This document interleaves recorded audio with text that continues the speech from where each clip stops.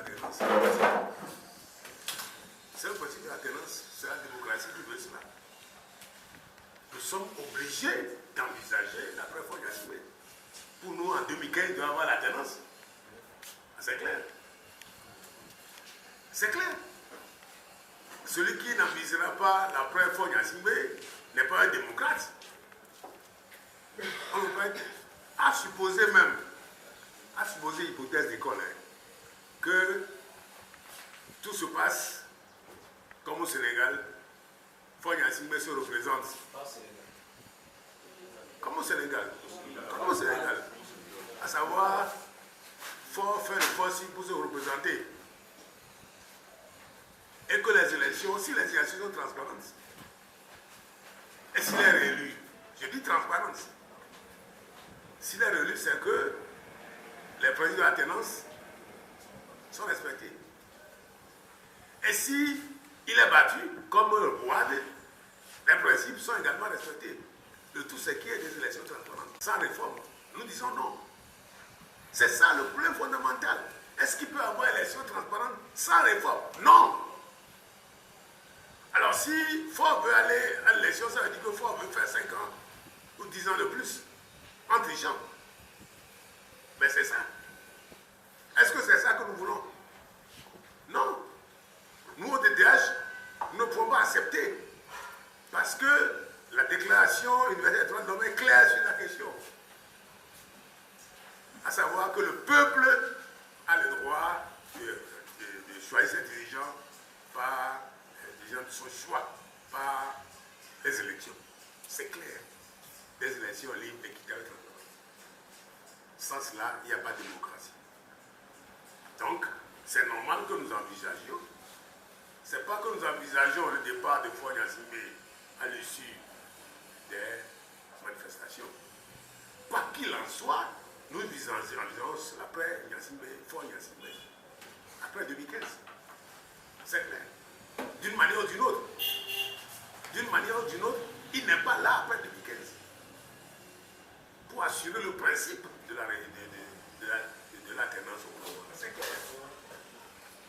Et surtout que, je vous ai déjà dit ici, en tant que juriste, nous sommes plusieurs juristes de cette table, on dit que la loi n'a pas d'effet rétroactif, c'est une connerie juridique. C'est une connerie juridique. Je le dis, je répète. Je le répète. Vous dites ça aux étudiants en première année, ils ne savent plus quoi faire. C'est une connerie. Parce que nous disons aux étudiants en première année, nous leur enseignons le principe de l'application de la loi. Application immédiate de la loi. Sauf si la loi elle-même en dispose autrement. Ou si c'est une loi pénale qui est plus douce que la loi ancienne. Il n'y a que ces dans deux cas-là qu'on parle de ça. Tout le reste.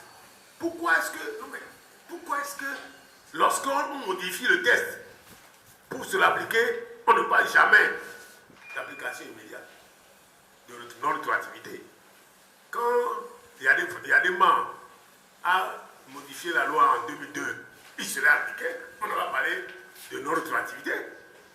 Quand Blaise Compaoré a fait la loi en 2000, tout à l'heure, quand il voulait modifier, c'est pour se l'appliquer immédiatement. Il ne va pas vous dire non, l'ancienne loi dit 10 ans c'est fini, je m'en vais. Non, c'est pour se l'appliquer. Quand Kagame a l'intention de modifier le cas dans son pays, c'est pour se l'appliquer. C'est clair. Quand Kabila veut modifier, c'est pour se l'appliquer. Immédiatement. Pourquoi est-ce que lorsque ça va dans le sens contraire, immédiatement on dit ça, ce n'est pas applicable? Pourquoi? Est-ce que la loi a une dimension variée ou variable? Non. Est-ce que la dimension variable varie selon celui qui est au pouvoir? Non. Si ça s'applique à celui qui est au pouvoir, ça ne s'applique pas à lui. Est-ce que c'est ça? Non. Une loi est d'application immédiate. Tous ceux qui diront le contraire, soit sont de mauvaise foi, ou soit de faux juristes ou de mauvais juristes. C'est clair. Donc cette question-là ne doit même plus se poser. C'est pour cela que nous, si les réformes sont effectuées, nous, au DDH, pour nous, la tenance, ça induit immédiatement la tenance en 2015. C'est clair. À moins qu'il n'y ait pas ces réformes-là. Or, nous devons nous battre pour obtenir ces réformes. Et vous avez demandé qu'est-ce que nous avons comme moyen. Mais c'est pour ça qu'on vous appelle. Les moyens, c'est le peuple. Mais c'est la voix du peuple, c'est la voix de Dieu. C'est clair. La souveraineté appartient au peuple. C'est clair qu'il exerce. Ou il n'exerce pas ses représentants. Et les représentants, quand ils sont dévoyés, comme notre assemblée, pour répondre à votre question, nos députés sont dévoyés. Pourquoi est-ce que tout le peuple, tout le monde, le chef de l'État, tout le monde, y compris, toute la classe politique, tous les autres DHU, la CVH, tout le monde dit, la communauté internationale, il faut des réformes, on envoie ça aux députés qui se disent représentants du peuple. Et quand on donne ces réformes, ils rejettent, ils sont dévoyés. C'est clair. Ils sont disqualifiés. C'est clair. C'est pour cela que c'est clair que s'il y a alternance, cette assemblée doit être dissoute. C'est clair. Il n'y avait pas à discuter. Ce n'est pas une assemblée, ça. Une assemblée qui va à l'encontre de la volonté unanime du peuple. C'est terrible. Donc ça veut dire que les représentants, le peuple a la souveraineté qu'elle délègue à l'Assemblée. Si l'Assemblée ne l'exerce pas comme ça se fait, elle peut l'obtenir par référendum. C'est ce que nos amis qui sont de la diaspora ont l'intention de faire. Leur référendum d'initiative populaire, que le peuple exerce la souveraineté par référendum. Ou alors, la Constitution le prévoit également. Ah oui, que le peuple prenne ses responsabilités. C'est ce qui s'est passé au Burkina. Le peuple prend ses responsabilités et le peuple exerce directement cette souveraineté-là. Tout le monde a applaudi. Hein? Ah oui, le peuple exerce, le peuple dit, moi c'est ça, c'est ce qui s'est passé en Tunisie. En Tunisie, lorsque les jeunes sont sortis et que les partis politiques ont voulu intervenir, ils ont dit non, on ne veut pas de vous, hein. Non, c'est pas ça, ça ne nous intéresse pas, c'est nous. Ben oui. Ben oui. Au Burkina, si vous avez été mis, les journalistes peuvent savoir, si on vous a mis au courant des tractations, des récupérations que les partis politiques ont voulu faire, les réunions sur réunions qu'on a voulu faire avec les jeunes, mais les jeunes ont dit non. Ils ont leurs réunions, et c'est au cours des réunions qu'ils décident. On va faire ça, on va faire ça, on va faire ça, on va faire ça, c'est nous.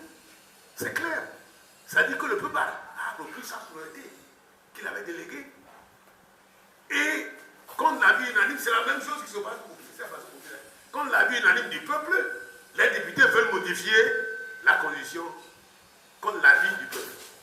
Le peuple a pris sa souveraineté. Nous aussi, contre l'avis du peuple, l'Assemblée a rejeté les réformes. Le peuple prend sa souveraineté si ces réformes ne sont pas opérées. C'est pour ça que notre souveraineté, notre puissance, nos armes, c'est le peuple. Ah oui, c'est pour ça que nous vous demandons de nous aider à mobiliser le peuple pour que nous arrivions aux réformes. Puisque ces réformes sont indispensables. Puisque sans ces réformes, il n'y aura pas la paix. Sans ces réformes, il n'y aura pas de réconciliation. C'est ça le problème fondamental. Sans ces réformes, il y aura la violation des droits de l'homme. Donc ces réformes elles s'imposent. Donc nous disons qu'il n'y aura pas d'élection sans ces réformes-là. Et on me dit, dans ce cas-là, est-ce qu'on va laisser Fonya Singbe continuer? Mais non. Je vous dis qu'en 2015, son mandat est terminé. Et que d'une manière ou d'une autre, il est parti. Et que d'une manière ou d'une autre, il est parti. L'alternance doit avoir lieu en 2015. Sinon, on n'est pas en démocratie. C'est tout. C'est tout. Ou on fait comme au Burkina, il est parti. Mais il vaut mieux qu'il tire les leçons du Burkina. Il vaut mieux qu'il reste au Togo. On n'a pas besoin de lui à l'extérieur. Il vaut mieux qu'il. Est-ce que c'est. Il est jeune, est-ce que c'est lui? c'est mieux pour lui d'aller rester à l'extérieur en exil. Non! Il vaut mieux qu'il s'organise, qu'il les voit pour rester dans son pays. Et qu'il reste auprès de ses enfants. Il en a beaucoup.